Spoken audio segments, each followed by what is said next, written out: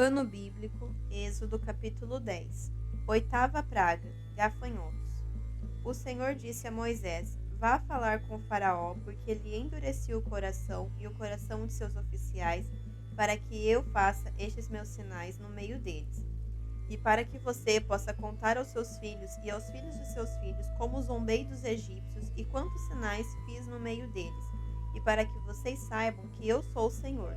Moisés e Arão apresentaram-se a Faraó e lhe disseram: Assim diz o Senhor, o Deus dos Hebreus: Até quando você se recusará a humilhar-se diante de mim? Deixe o meu povo ir para que me adore. Se você não deixar o meu povo ir, eis que amanhã trarei gafanhotos ao seu território.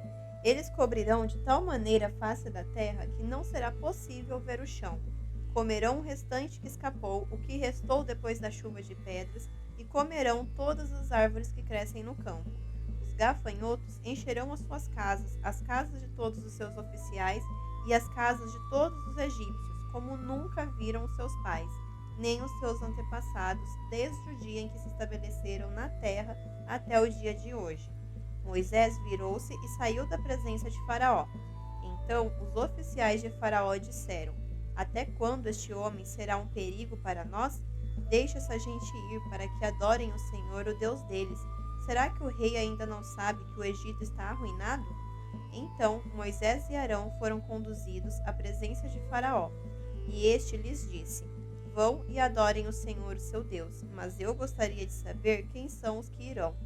Moisés respondeu: Iremos com os nossos jovens, com os nossos velhos, com os filhos, com as filhas, com os nossos rebanhos e com os nossos gados. Iremos porque temos de celebrar uma festa ao Senhor. Então Faraó disse: Que o Senhor esteja de fato com vocês, se eu permitir que vocês saiam e levem junto as crianças. Vejam, vocês têm más intenções, mas não é assim que vai ser. Vão somente vocês, os homens, e adorem o Senhor, pois é isso que vocês estão pedindo. E os expulsaram da presença de Faraó. Então o Senhor disse a Moisés: Estenda a mão sobre a terra do Egito, para que venham gafanhotos sobre a terra do Egito e comam toda a vegetação da terra, tudo que a chuva de pedras não destruiu. Moisés estendeu o seu bordão sobre a terra do Egito, e o Senhor trouxe sobre a terra um vento leste todo aquele dia e toda aquela noite. Quando amanheceu, o vento leste tinha trazido os gafanhotos, e os gafanhotos se espalharam por toda a terra do Egito e pousaram sobre todo o seu território. Eram muito numerosos. Antes destes, nunca houve tantos gafanhotos, nem depois deles viram outros assim, porque cobriram a superfície de toda a terra, de modo que a terra se escureceu. Devoraram toda a vegetação da terra e todo o fruto das árvores que a chuva de pedras não havia destruído. E não restou nada verde nas árvores, nem na vegetação do campo em toda a terra do Egito. Então Faraó se apressou em chamar Moisés e Arão e lhes disse: Pequei contra o Senhor seu Deus e contra vocês. Agora peço que me perdoem o pecado ainda esta vez e que orem ao Senhor seu Deus para que tire de mim esta praga mortal. Moisés saiu da presença de Faraó e orou ao Senhor. Então o Senhor fez soprar um vento oeste muito forte, que levantou os gafanhotos e os lançou no Mar Vermelho. Não restou um só gafanhoto em todo o território do Egito. O Senhor, porém, endureceu o coração de Faraó, e este não deixou ir os filhos de Israel. Nona praga, trevas.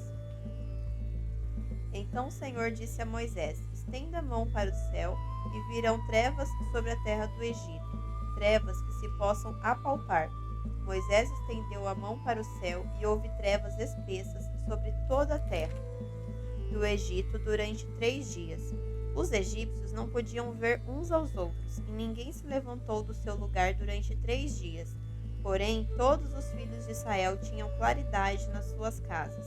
Então Faraó chamou Moisés e lhe disse: Vão e adorem o Senhor. Fiquem somente os seus rebanhos e o seu gado, as crianças podem ir com vocês. Moisés respondeu: Então você teria de nos providenciar os animais para os sacrifícios e holocaustos que queremos oferecer ao Senhor nosso Deus. Por isso os nossos rebanhos irão conosco.